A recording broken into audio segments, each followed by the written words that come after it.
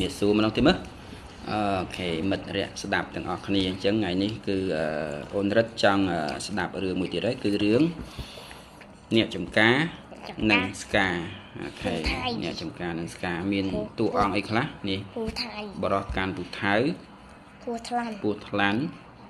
សត្វស្កានិងកូនង៉ែតអូខេអញ្ចឹងតួអង្គសំខាន់មានប៉ុណ្ណឹងអញ្ចឹងតើរឿងនេះមានអត្ថន័យអត្ថរូបអត្ថរសយ៉ាងណា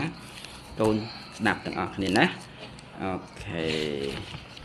នេះមានអ្នកចំការម្នាក់ចូលទៅកាប់អុសក្នុងព្រៃគាត់ឃើញកូនស្កាមួយដែលកំព្រាមេក៏រើសមកចិញ្ចឹមណាកូនស្កាហ្នឹងគឺគួរអាណិតចំណែកកូនស្កាហ្នឹងក៏ស្រឡាញ់ម្ចាស់វាខ្លាំងណាស់ដែរព្រោះវាកំព្រាមេវាតាំងពីតូចមកម្លេះបើគ្មានម្ចាស់វាទេប្រហែលជាវាស្លាប់ដោយសារសត្វសាហាវផ្សេងក្នុងព្រៃនឹងបាត់ហើយឃើញទេអញ្ចឹងសត្វស្កាចេះមើលថែផ្ទះចេះការពារសត្វល្អិតណាដែលចូលមកបំផ្លាញទ្រព្យម្ចាស់វាបានយ៉ាងល្អអ្នកចំការស្រឡាញ់នឹងចាត់ទុកសត្វស្កានឹងជាអ្នកបម្រើមួយដ៏ល្អហើយមិនដែលបារម្ភពេលដែលគាត់ចេញទៅផ្ទះទេឃើញអត់ហ្នឹងហើយសំបីតែកដលតូចតាចក៏វាមិនហ៊ានមកផ្លាញទ្រព្យសម្បត្តិនៅក្នុងផ្ទះរបស់គាត់ដែរអញ្ចឹងថ្ងៃមួយហ្នឹងអ្នកចំការហ្នឹងក៏បានទុកកូននៅក្នុងអង្រឹងឲ្យស្កាហ្នឹងចាំមើលកូនរបស់គាត់រួចគាត់ក៏ទៅចំការនៅខាងក្រោយផ្ទះដើម្បីបំពេញការងារពេលនោះ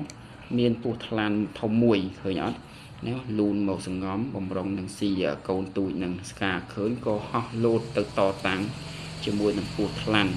ណាសំឡេងតតាំងជាមួយនឹងពស់ថ្លាន់បានធ្វើឲ្យកូនក្នុងផ្ទៃនឹងភ្ញាក់ភ័យកញ្ញាងស្រែកយំឮលាន់ទៅដល់ឪពុកនៅខាងក្រោយអញ្ចឹងម្ចាស់ចំការនឹងរត់ណាស្លន់ស្លោបារម្ភខ្លាំងណាស់ថាកូនរបស់ខ្លួនមិនដឹងជាមានរឿងអីកើតឡើង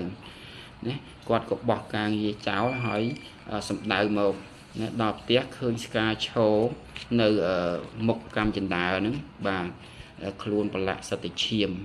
ទាំងអស់ពេលនោះអ្នកចំការរន្ធត់ចិត្តយ៉ាងខ្លាំងគាត់គិតថាសត្វស្កានេះប្រហែលជាសម្លាប់កូនអញហើយមើលទៅបានជាមានឈាមប្រឡាក់ពេញខ្លួនបែបនេះមែនទេអញ្ចឹងពេលហ្នឹងអ្នកចំការនឹងខឹងខ្លាំងមិនបានគិតច្រើនទេគាត់ក៏ទាញពូថៅពីចង្កេះហ្នឹងទៅសំពងក្បាលស្កាហ្នឹងមួយទំហឹងធ្វើឲ្យស្កាហ្នឹងស្លាប់ណាលើក្នុងថ្លុកឈាមណាអ្នកចំការក៏ប្រញាប់ស្ទុះទៅចូលមើលកូននៅក្នុងអង្រឹងដោយក្តីក្តុកក្តួលយ៉ាងខ្លាំងគាត់ស្ដាយគំនិតដែលមិនគួរយកសត្វស្កាមកចិញ្ចឹមសម្រាប់កូនខ្លួនឯងយ៉ាងដូចនេះសោះ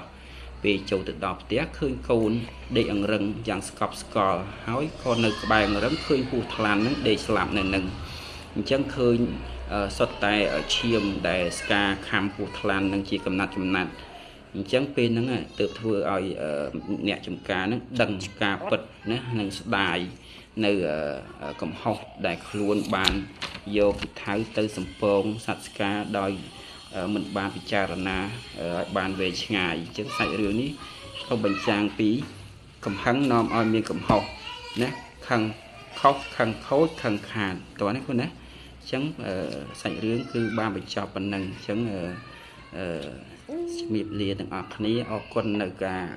តាមដានស្ដាប់ណាអូខេបើមានចំណុចលើសលូកតោះអីសូមខន្តីបណីដល់អ្នកអានអរគុណច្រើន